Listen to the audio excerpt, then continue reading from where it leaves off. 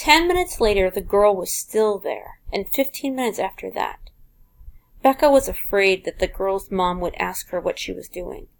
Finally, Becca glanced down at the girl, whose little head poked out from under the table like a turtle's.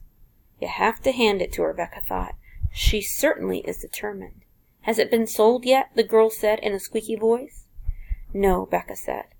Behind the bangs, the girl's eyes were hopeful. Becca suddenly thought of herself a few months ago, wanting to stay in their home so much that she would have cheerfully lived in a muddy hole in their yard, if it meant not moving. Sometimes Becca realized life had a way of reminding you of bigger things than stuffed bunnies. Look, Becca said, why don't I drop the price to $1, and you can have a little left over. Really? I can have it? Sure. Becca handed her the bunny. Thank you, the girl said, and ran her hands over the bunny's purple fur.